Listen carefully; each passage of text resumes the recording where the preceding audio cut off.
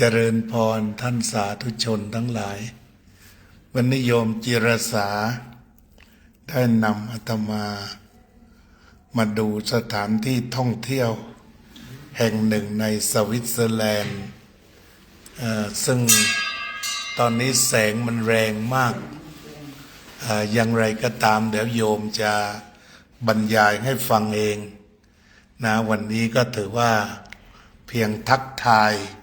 ญาติโยมแล้วให้ดูวิวแล้วอาจจะจบเลยก็เชิญโยมถือเป็นไหมถือได้ไหมโยมถืออย่างนี้เวลาถือถ่ายเตรียม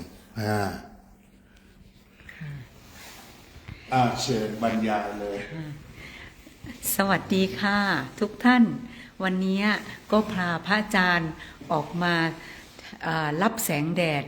นะคะที่บนภูเขาชื่อว่าภูเขาแซนติสภูเขาแซนติสเป็นภูเขาที่สูงที่สุดในภูเขาแอลป์ในเทือกภาคตะวันออกของประเทศสวิตเซอร์แลนด์นะคะตั้งอยู่บนอยู่ในรัฐอยู่ในคอนโทรลเซนต์กาแลนเชื่อมต่อกับคอนโทรลอัพเพนเซลซึ่งเป็นอัพเพนเซลอินเนอร์โรและอัพเพนเซลเอาท์โรคือ3คอนโทรลเชื่อมกันนะคะภูเขานี้แล้วก็อย่างที่เห็นเนี่ยค่ะอยู่บนภูเขาสูงวันนี้ก็เพิ่งเป็นฤดูหนาวที่หิมะตกไปได้ระยะหนึ่งแล้วก็เริ่มละลายนะคะที่เห็นอยู่ริบๆนู่นเนี่ยก็จะเป็นทะเลสาบโบเดนเซแต่ว่าตอนนี้มันถูกหมอกปกคลุมไปหมดละก็จะเห็นเป็นหมอกขาวๆตอนนี้ก็พาพระอาจารย์ขึ้นมาอยู่บนชั้นสูงสุดของภูเขานี้นะคะเดี๋ยวก็จะให้ดูวิวไปโดยรอบๆภูเขานี้มีความสูง 2,502 เมตรจากระดับน้ำทะเลนะคะอยู่ในประเทศสวิตเซอร์แลนด์แล้วก็อยู่ห่างจากประเทศเยอรมนีประมาณ1ชั่วโมงครึ่งห่างจากซูริกประมาณชั่วโมงครึ่งอยู่ชายแดนใกล้ๆกับออสเตรียประมาณ1ชั่วโมงจากนี่ก็จะถึงประเทศออสเตรียนะคะก็เป็นแหล่งท่องเที่ยวที่มีชื่อเสียงในหมู่ชาวแถวๆเนี่ยนะคะแล้วก็คนในยุโรปคนในสวิตเซอร์แลนด์เองก็มักจะมาที่นี่แล้วก็ใกล้ๆนี้ก็จะมีที่เล่นสกีหลายแห่งเป็นเมือง typical ของสวิตเซอร์แลนด์นะคะคนในเมืองอัพเพนเซลก็จะเป็นคนถิ่นดั้งเดิมของสวิตเซอร์แลนด์เป็นคนตัวไม่ค่อยสูงมีวัฒนธรรมที่เป็นยูนิคของที่นี่ธรรมชาติทั่วไปก็จะเป็นทิวเขาเป็นเลี้ยงวัวมีโรงงานทำชีสนะคะก็ตรงนี้ก็มีคนจากในยุโรปทั่วๆน่ะจะมาเที่ยวแต่สำหรับคนไทยแล้วจะยังไม่ค่อยรู้จักแต่ว่าคนในยุโรปจะมาก็ขึ้นอยู่บนเทือกเขาวันนี้ก็อากาศดีมากอากาศสดใสนะคะหิมะก็ยังคงอยู่ตอนแรกก็จะพาพระอาจารย์ออกไปเดินตรงกระไดเนี่ยค่ะตรงบันไดนี่แต่วันนี้เขาก็มีโซ่ห้ามไว้เพราะอันตรายหิมะตอนนี้มันก็กลายเป็นน้ำแข็งคือถ้าลื่นเนี่ยอาจจะมีกระดูกหักอะไรได้ค่ะที่โยมมีศาสนาทิเบตอยู่ตรงไหนเดี๋ยวจะพาพระอาจารย์ออกไปแต่ไม่ทราบว่าเขาจะให้ดูหรือเปล่าเพราะว่าตอนนี้มันเป็นน้ำแข็งไปหมดเดี๋ยวจะลองออกไปดูเราจะขึ้นไปอีก2ชั้นเดี๋ยวเราขึ้นลิฟต์พระอาจารย์ไปขึ้นลิฟต์แล้วก็ลองกดลิฟต์ออกไปดูแบบนี้ว่าถ้าเขาเปิดประตูให้ดูตรงนี้มันเป็นจุดเขาสูงสุดมันก็จะมีเธอถูกงั้นเดี๋ยวโยมเลี้ยวไปถ่ายฝั่งโน้นให้ดูหน่อยกันได้ค่ะมันก็จะเป็นมันจะเป็นจุดสูงสุดที่จะมีสถูปของทิเบตมีธงทิเบตมีสัญลักษณ์ของศาสนาพุทธแบบทิเบตนะคะอยู่ข้างบนนี้อันนี้ก็จะเป็นตัวอาคารด้านในนะคะก็อันนี้ก็จะเป็นถ่ายพวกที่ขายข้าวขายของบรรยายค่ะอันนี้มันก็จะเป็นเนี่ยเขาก็จะมานั่งดูวิวกันก็จะเห็นเทือกเขาอันเนี้ยค่ะเป็นที่อะไรนะตรงนี้ได้ใช่ไหมตอนนั้นค่ะก็เป็นแนวทิวเขาของแซนติสนะคะ ค่ะ อันนี้ก็เป็นแผนที่ค่ะ ก็อันนี้ก็จะเป็นด้านนอกของอีกฝั่งหนึ่งข้างบนนี้ก็จะเป็นที่ตั้งสถานีตรวจสอบอากาศนะคะอันนี้ด้านในนะคะที่ขายของ ค่ะ ก็อันนี้ก็จะเป็นแผนที่ทิวทัศน์ในฤดูร้อนนะคะฤดูร้อนก็จะเป็นอากาศแบบนี้ แต่ตอนนี้มันก็จะเป็นหิมะปกคลุมไปหมดตอนนี้นะคะข้างในก็มีร้านขายของพื้นถิ่นนะคะของที่นี่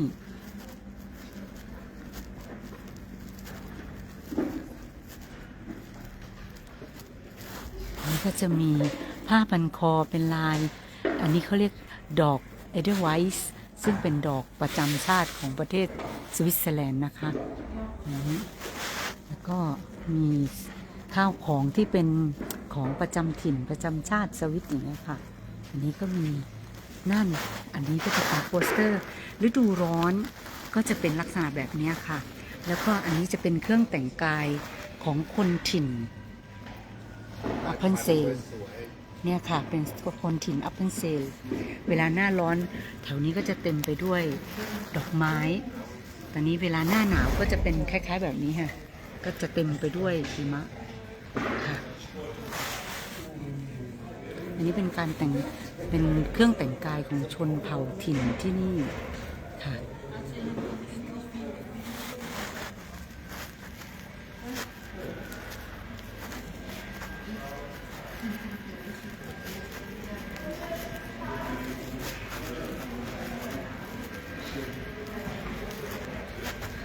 ข้างนอกก็จะเป็น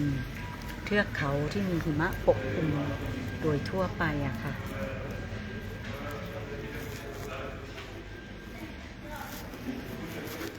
เดี๋ยวจะพาพระอาจารย์ขึ้นลิฟต์ไปอีก2 ชั้นนะคะเพื่อจะไปดูสถูปแบบทิเบต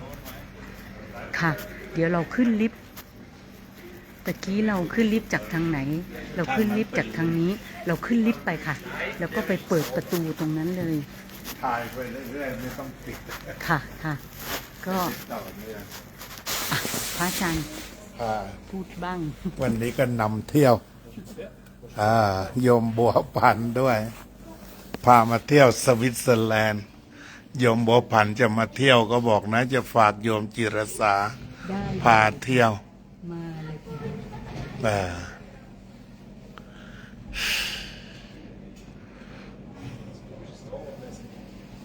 วันนี้พาเที่ยวซะหน่อยแล้วกันมาสวิตแล้วต้องมาสวิตหน้าหนาวมาแล้วพระอาจารย์มารับวิตามินนี่ขึ้นลิฟต์ก่อนไป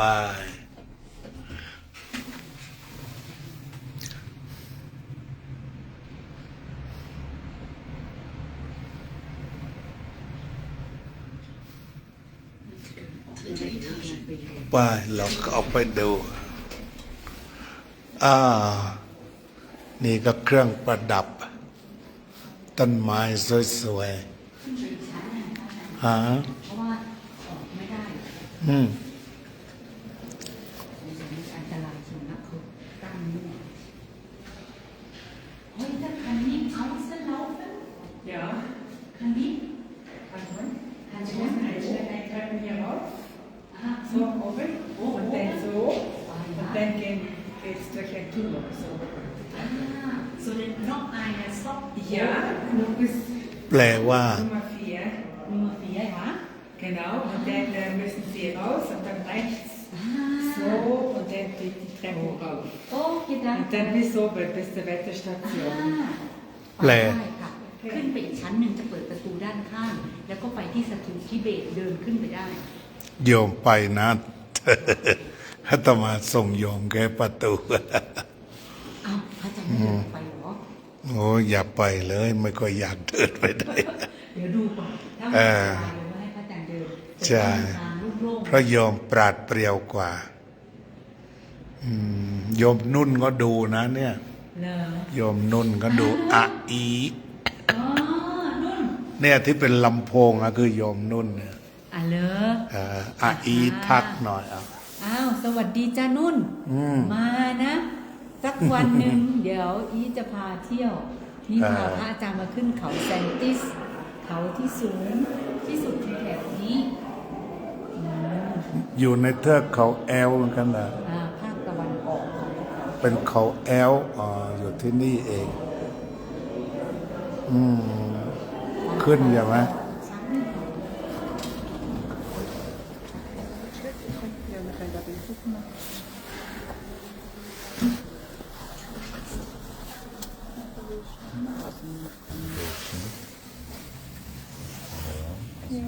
Marmaris, Santacizzi. Vierte Etage. ออกเลยใช่ไหมโยม Wieso vierte Etage?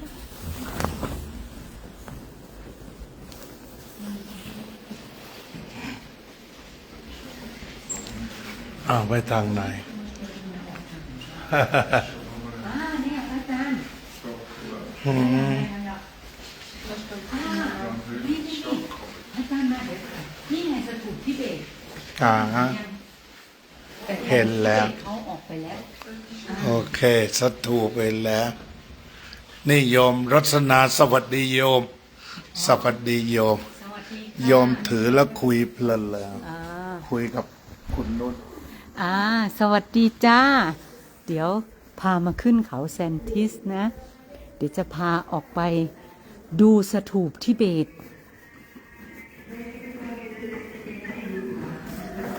ตรงนี้ก็อาจารย์เหนื่อยใช่ไหม เหนื่อย โยม โยมไปโยมขึ้นไปไม่ต้องรอไปเลยทำรายการให้จบไปอาตมารออยู่นี่ พระอาจารย์รออยู่ตรงนี้มันขึ้นกระไดสูง พระอาจารย์เหนื่อย งั้นเดี๋ยวก็จะพาทุกท่านขึ้นไปชมเขาแซนติส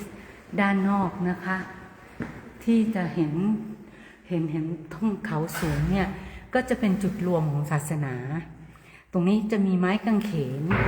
แล้วเดี๋ยวขึ้นไปอีกเนี่ยก็จะเป็นสถูปของศาสนาพุทธแบบทิเบตดูไปก่อนนะคะ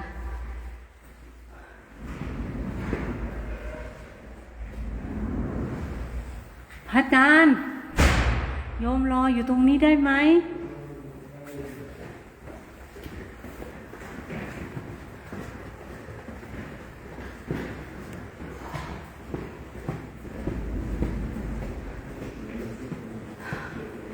ค่อนข้างสูงนะคะ อันนี้เขาจะมีรถไถหิมะ รถที่จะเกลี่ยหิมะ คันสีแดงๆเนี่ยค่ะ ตรงนี้ก็จะเป็นวิวพาโนรามาด้านนอก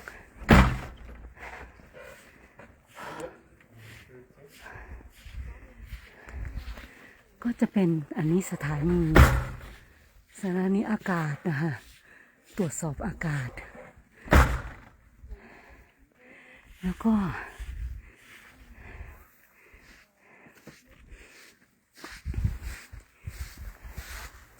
เป็นมุมด้านนอกหิมะก็ยังอยู่ทั่วไปข้างบนนี้เป็นน้ำแข็งนี่ก็จะเป็นเทือกเขา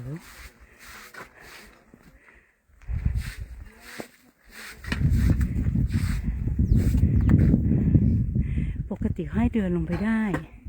แต่ตอนนี้เขาก็กั้นเชือกหมดเพราะมันอันตราย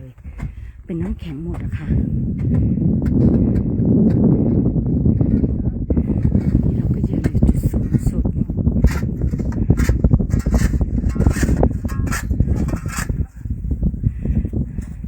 เจ้าหน้าที่กำลังแซะน้ำแข็งตรงบันได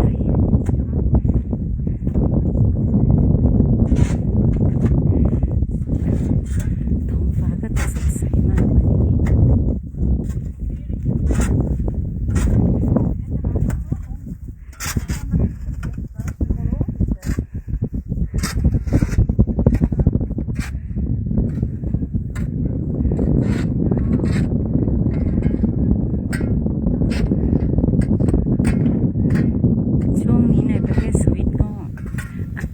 ดี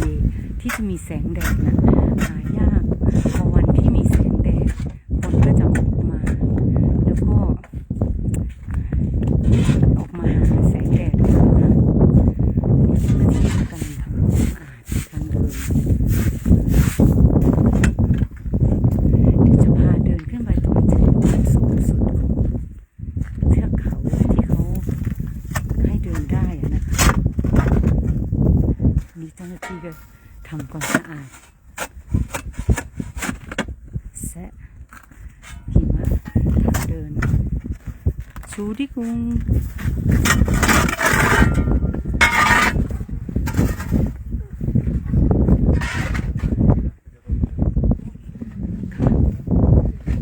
ข้างล่างก็จะเห็นเป็นทะเลหมอก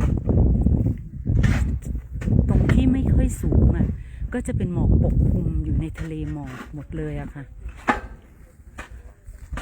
อันนี้เราขึ้นมาสูงก็จะเห็นแสง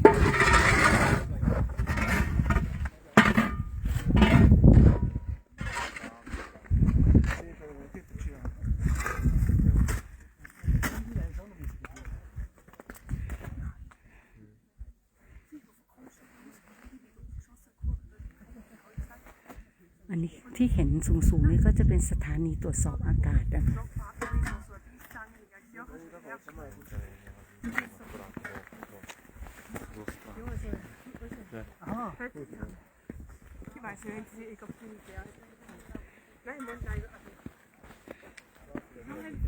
อันนี้ก็เดินขึ้นมาอีกชั้นเทอร์เรสหนึ่งนะคะ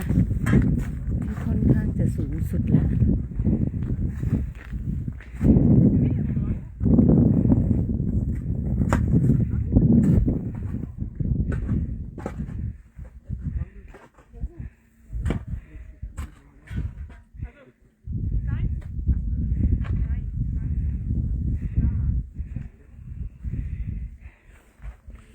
ที่พื้นถ้าเป็นลักษณะแบบนี้จะอันตรายมากเป็นน้ำแข็งเลยอะค่ะเดินแล้วจะลื่นเหมือนกระจกเลย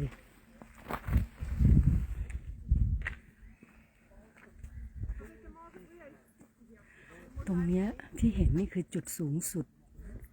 ของเทือกเขานี่ละค่ะที่เห็นมีผู้ชายใส่ชุดเสื้อสีน้ำเงินเนี่ยถือกล้องนี่คือจุดสูงสุดแล้วฮะท้องฟ้าสีสวยมากวันนี้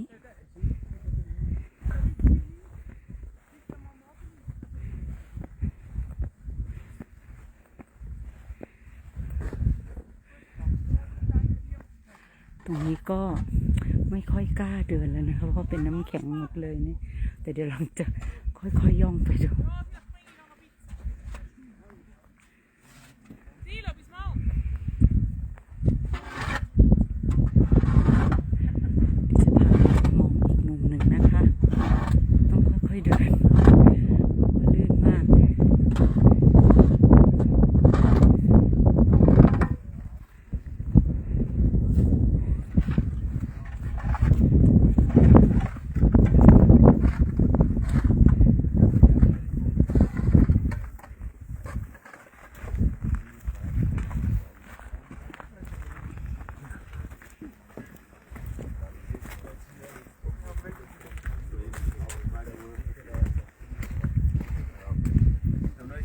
นี่พื้นเป็นน้ำแข็ง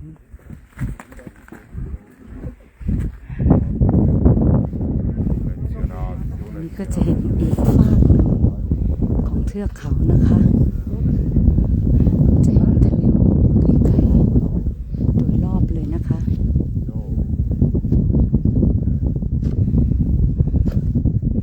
ก็ไกลๆก็จะเห็นตรงนี้ก็จะเป็นหมู่บ้าน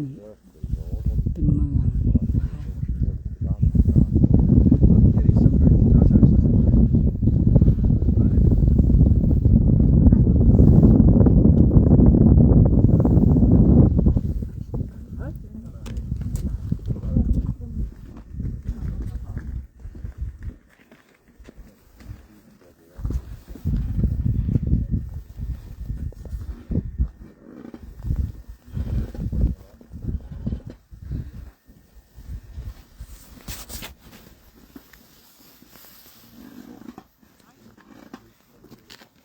จะพาเดินลงแล้วนะคะ อันนี้ต้องค่อยๆย่อง เพราะว่าเป็นน้ำแข็งทั้งหมดเลย อันตรายมาก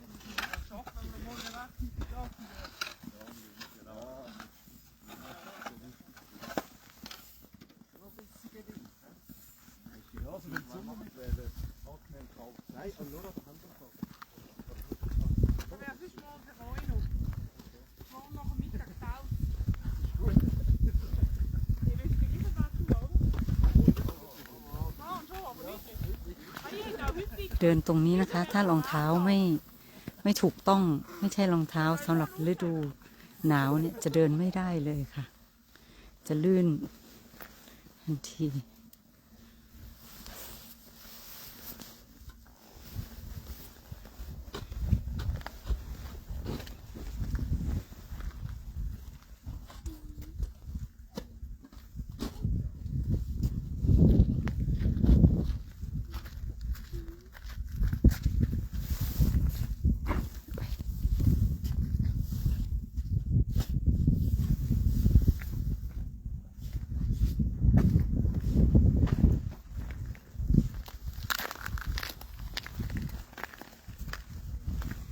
เดี๋ยวก็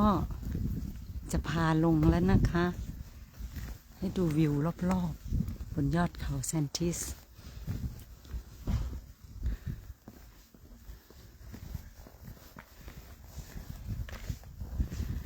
ที่เขาบอกยิ่งสูงยิ่งหนาวนี่ใช่เลยนะ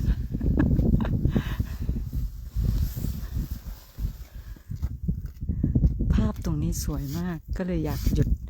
ให้ทุกท่านได้ชม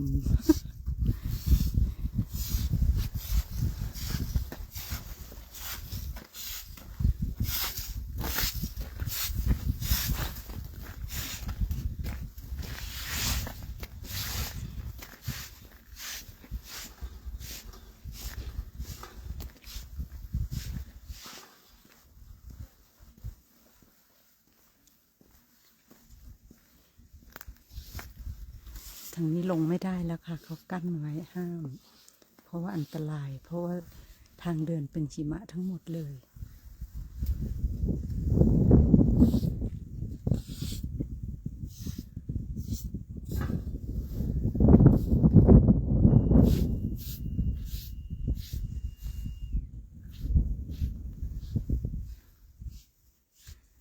เดี๋ยวจะพาให้ดูสถูปของทิเบตอีกครั้งนะคะ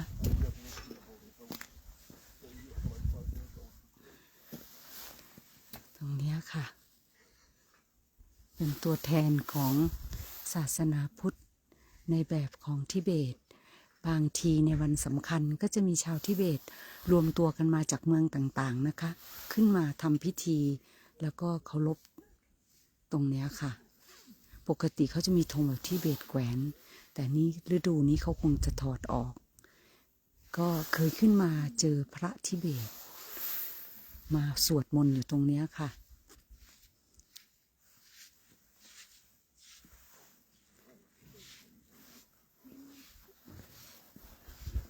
ตอนนี้มือก็กำลังจะเป็นน้ำแข็งแล้วนะคะ ขอกลับเข้ามาในตัวอาคาร เดี๋ยวพาไปพบกับพระอาจารย์ เพื่อให้พระอาจารย์ให้ข้อธรรมะสำหรับวันนี้ค่ะ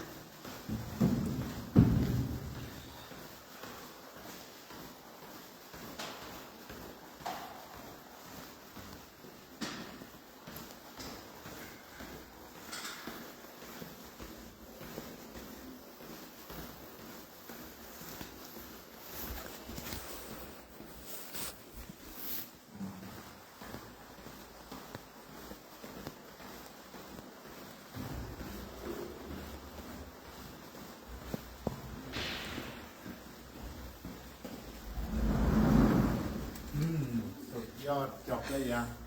บอกเดี๋ยวพามาให้พระอาจารย์ให้ข้อธรรมะเล็กน้อยสำหรับวันนี้ค่ะ พระอาจารย์ลองทักทายว่าคมชัดไหมเขาดูรู้เรื่องไหม ฮะ โยมก็เดิน ช่วงนี้ไม่มีเสียงค่ะว่างั้น อ๋อ เอาเข้ามาดูห้องนิทรรศการเขาหน่อย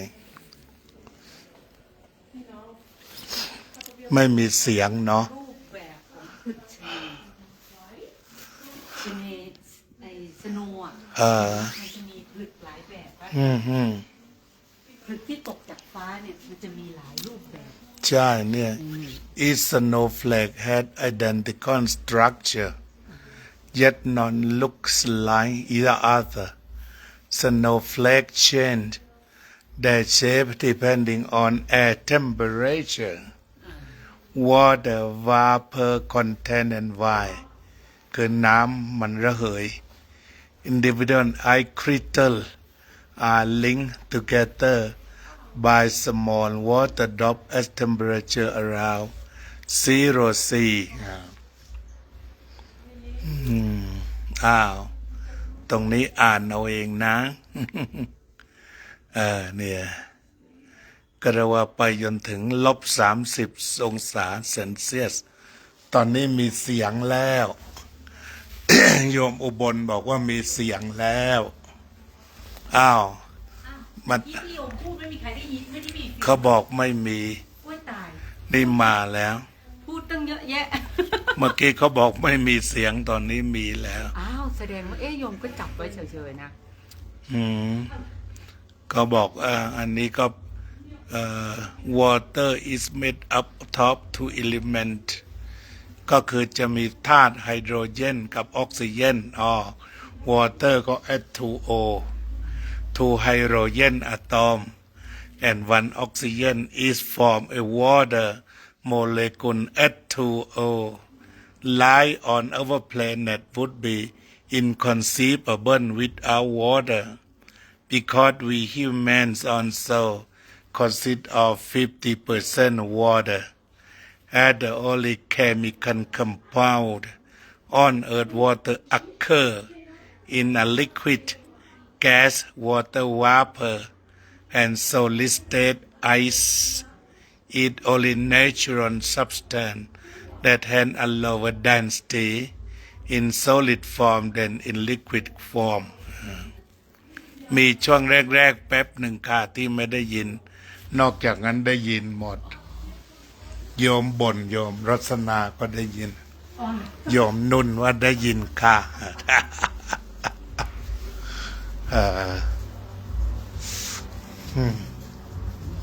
โอ้โห นี่ภาพยนตร์เหรอ ไม่ค่ะเขาจะเป็นฉายไปเรื่อยๆมาก โอ้จอใหญ่เลย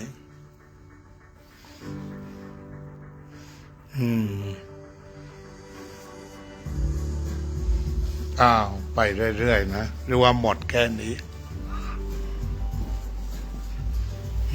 อันนี้เขาทำให้ดูชั้นนี้ ทั้งนิทรรศการ มีที่ให้นั่งดูด้วยเด็ก เด็กดูแค่นี้ ๆจ้าอ้าวเรากลับแค่นี้ดีกว่า อ๋อ เห็นอะไรไหมตรงนั้น มันมีพระอาจารย์ลองมาดูก็ได้ค่ะทุกที่ในโลก อ๋อ ให้เด็กๆดู และอันนี้ก็เป็นแผนที่สวิตเซอร์แลนด์ แล้วก็อ๋อสำหรับเด็ก เข้าไป ๆ อ๋อ มีคลื่นมีอะไร สนุกสนาน ใช่ ดีมาก เหมือนเขาสอนเรื่องสภาวะอากาศอะ ลงทุนเพื่อการศึกษานี่แหละ ตอนนี้ก็มีพรรคการเมืองบ้านเราจะลงทุนกันบ้างละ ลงทุนเพื่อการศึกษา ไม่เอายาบ้าแล้วไม่มีสีเทา สีเทาก็คือใบละพันนั่นเอง แล้วนี่อาจารย์เราอยู่วันนี้อาจารย์สอนให้เขาดูก็ได้ ตอนนี้เราอยู่ตรงไหน เราอยู่ตรงนี้เลย ว้า ตะ ว กี้โยมก็ให้ไปดูไอ้แท่งนี้เนี่ย เนี่ย ที่สถานีตรวจสอบอา อา จาร ต ย์ มาขึ้นไม่ไหวลิ้นห้อย นี่เรามาอยู่บนนี้ ให้เดิขึ้ไปไหม ไม่ค่อยละ เหนื่อย ทราบชะตากรรม เดี๋ยวหัวใจวายวันนี้เรื่องใหญ่ ออกตรงนี้ลงลิฟต์ไปเลยพระอาจารย์ โยมจะลงลิฟต์ทางนี้เลยใช่ไหม ลงลิฟต์ไป ลงทิปไปหาห้องน้ำก่อนเลย ให้ขับไปร้านอาหารเลย อ่า อาจารย์รับน้ำไหม จะเข้าห้องน้ำก่อนแล้ว ลงลิฟต์ไปเจอเลยห้องน้ำ อ๋อ อาจารย์ เดินออกไปตรงนี้ไหม อีกนิดหนึ่งตรงที่พระอาจารย์เดินได้ไม่มีหิมะ คงไม่ออกไปมากนั่นแหละโยม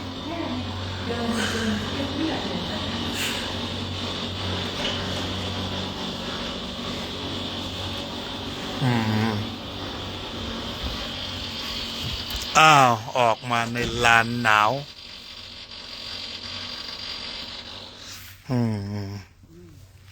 ตรงนี้สุดยอดเลยนะ อาจารย์เดินตรงที่เป็นหินไม่เป็นน้ำแข็ง ตอนนี้หอบแล้วพูดอะไรไม่ออก อยากหายใจอย่างเดียว ยิ่งสูงยิ่งหนาว ตะกี้ พี่พูดก็ได้ยินอยู่นะ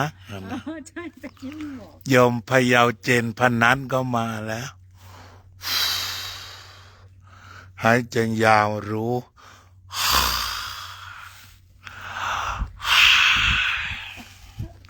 เพื่อบรรเทาความหอบอ่าสบาย โอ้หอบเยอะ อาจจะสูงแล้วหายใจลำบากใช่ สวยค่ะ สวยอันตราย เป็นข้อธรรมนะ โยมอุบลว่าสวยอันตราย ต้องคอยระวังพระอาจารย์ หนังจีนบอกว่าสวยประหาร พระอาจารย์ตรงเนี้ยจะเห็นทางที่เราขึ้นมา สวยประหาร ต้นกระเช้า นี่ยังต้องระวังอยู่นะเนี่ย เดินจงกรมบ่มรู้ดูใจเลยแหละ จงกรมบ่มรู้ดูใจ ก็พายโยมมาดูหิมะนี่แหละเนาะฟูใช่อยู่ที่สูงหายใจลึกๆ สูงจริงๆโยมยิ่งสูงยิ่งหนาว อยู่ต่ำๆดีกว่า simple living thinking higher แต่ตอนนี้ living higher thinking lower แล้ว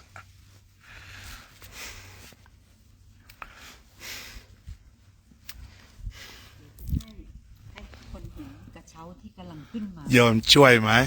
ให้โยมช่วยบ้าง เวลาถ่ายนี่ก็สอนอย่างนี้ เวลาที่เราจะถ่ายเองเนี่ยก็คือถืออย่างนี้ หรืออย่างนี้ ต่อไปโยมก็จะได้ทำงานได้ถือแน่น พาให้มาดูว่า ๆ อย่าออกไปไกลเดี๋ยว ค่ะ ตกแล้วมันหายไปเลย เห็นกระเช้าที่ อันนี้ถนนที่เห็นที่ขับพาพระอาจารย์มานะคะ ที่มันเป็นอันเนี้ยมันจะเป็นถนน แล้วก็ตรงเนี้ยคือตัวเริ่มต้นขึ้นกระเช้า แล้วก็เป็นตัวโรงแรมด้านล่าง แล้วก็ตรงเนี้ยเป็นกระเช้าที่กำลังขึ้นมา นี่มันเป็นอีกาอะไรเนี่ย อีกาค่ะอีกา โอ้ยกาน้ำแข็งเนาะ กาน้ำแข็ง ไม่ใช่กาน้ำร้อน กระเช้ามันหลุดเฟรมไปแล้วที่กระเช้าขึ้นมามันขึ้นมาจากตรงเนี้ยค่ะ ตั้งแต่โรงแรมแล้วก็ขึ้นกระเช้าขึ้นมา อีกาค่ะ ดูอีกา ถ่ายพระอาจารย์ พระอาจารย์ ซื้อกิโมโน ดูกับบทนั้นได้ใช่ไหม ได้ค่ะ เนี่ยถ่ายพระอาจารย์ค่ะ คู่กันกับเสาสถานีอวกาศค่ะ ดูภาพสวยอาจจะมีคนวิจารณ์ว่าพระใส่เสื้อ โอ้ไม่ใส่ไม่ได้ค่ะ นี่ยืนอยู่นี่มือเป็นน้ำแข็งแล้วค่ะ ค่ะ ไอกานี่มันก็อดทนนะคะ มันสามารถ เกิดที่นี่เป็นกาที่เกิดที่นี่ อ๋อ ถ้าเกิด เนี่ พาย ไปประจวบมันก็ตายเหมือนกันมันร้อนกาพวกนี้ถ้าพาไปเลี้ยงบ้านเราต้องติดแอร์อย่างหนักเลย อ๋อ นะ มันไม่ชินเนาะ ฉะนั้นไว้เก็บไว้แค่ อ๋อ นี่กา เอาโยมถ่ายอะไรสวยๆอีกตายเลย ค่ะ อีไถอีกานี่แหละค่ะ นกกา มันไม่กลัวเราเลยนะคะ ถ้าเรามีขนมปังในมืออะมันจะบินมากินขนมปังในมือเราเลย นี่อีกาประเทศสวิตเซอร์แลนด์ เขาเรียกภูเขาอะไรนะเซนติส แซนทิสค่ะ ชื่อก็คืออันนี้เลยพระอาจารย์ นั่น โยมออกเสียงประเทศ แซน นี้เลยแหละ อย่าแซนทิส แซนติสนะ เนี่ยค่ะ ชื่อมันแปะอยู่ตรงเนี้ย อยู่อำเภอ Sentis ฟังการเล่นเหมือนกันเหรอ อยู่จังหวัด อยู่ระหว่างรอยต่อจังหวัดเซนต์การแลนและ เซ อั น ป ต์ พัน การ เซ เล่นนี่มันกว้างอะสิ กว้าง ไม่ ค่ะ ใช่อยู่แต่วัดเรานะ อ๋อไม่ใช่ค่ะ โอ้ เซนต์การแลน คิดว่เป็นหมู่บ้าน เป็น น้อยๆ เป็นจังหวัดค่ะ เซนต์การแลนเป็นคอนโทรลเป็นจังหวัด จังหวัดประจวบคีรีขั ค่ะ นธ์ติด เป็น จังหวัดชุมพร ค่ะ เป็นจังหวัดที่ใหญ่จังหวัดหนึ่ง ถ่ายกา ค่ะ น้ำแข็ง การนี่ไม่ต้องใส่เสื้อกันหนาวยังบินไหวนี่ อันนี้ไปที่อื่นมันก็ตายกาพวกเนี้ย นะคะ มันร้อน อืมพระอาจารย์อย่าเดินมานะคะ น้ำแข็งนี่ อ่า เดี๋ยวลื่นได้ หา ตะกี้นี่ที่พารอบแรกอะค่ะ ขึ้นไปตามบันไดที่เห็นข้างหน้าเนี่ยค่ะ โยมยืนถ่ายแล้วเห็นอะไรข้างบนนั้นไหม เห็นค่ะ สมมุติอาตมายืนตรงนี้แล้วโยมถ่ายตรงนั้น ได้ค่ะ อาต ถ่าย มาจะแผ่เมตตาปิดรายการนะ อ๋อค่ะ เราดูทั่วแล้วใช่ไหมทุก ค่ะ แห่ง ทั่วแล้วค่ะ ได้เลยค่ะ ตอนนี้ ดูแล้ว เห็นค่ะ เห็นข้างบนด้วยไม เห็นค่ะ พระอาจารย์หยุดตรงนี้จะได้ปิดคำว่าแซนติส พระอาจารย์ก็จะให้พรแล้วก็ปิดรายการแล้วนะคะ ขอให้ทุกท่าน แผ่เมตตาบนนี้ใกล้ๆกับเทวดาแหละ อ่า ที่เทวดารับเพียบเลยเนี่ย ค่ะ สัพเพสัตตา สัตว์ทั้งหลายที่เป็นเพื่อนทุกข์ เกิดแก่เจ็บตาย ด้วยกันทั้งหมดทั้งสิ้น อเวราโหนตุจงเป็นสุขเป็นสุขเถิด อย่าได้มีเวรต่อกันและกันเลยอพยาปัชชาโหนตุจงเป็นสุขเป็นสุขเถิด อย่าได้มีบาทเบียดเบียนซึ่งกันและกันเลยสันนิคาโหนตุ จงเป็นสุขเป็นสุขเถิด อย่าได้มีความทุกข์กายทุกข์ใจเลยสุขีอัตตานังปริหารันตุจงมีความสุขกายสุขใจ รักษาตนให้พ้นจากทุกภัยทั้งสิ้นเทิน อภิวาทนาสีลิสะนิจจังวุธาปจายิโด จัตตารโอธรรมาวัฏติอายุวันโนสุขังปะลา May all living being be free from dangers. May all living being be from hostility. May all living being be free from violence. May all living being be free from aversion. May all living being be peaceful, be hopeful, and be happy forever. รายงานสดจากอะไรนะ เมืองแซนติส เมือง จากเขาแซนติส ภูเขาแซนติสสถานที่ท่องเที่ยวระดับโลกของสวิตเซอร์แลนด์ ค่ะ เมืองสังกาเล่นส ค่ะ วัสดี สวัสดีค่ะ กดเลย กดเป็นไหม กดพอจบแล้วอ่ะไม่เห็นไหม เสร็จแล้วอย่างกดไม่เป็นยอมรสนาวัสาธุกราบขอบพระคุณกับทีมงานอาอีและพระอาจารย์จัญญาโยมอุบลร่วมแผ่เมตตาโยมนิพาพรร่วมแผ่เมตตาโยมกัลยาก็ร่วมแผ่เมตตาสาธุ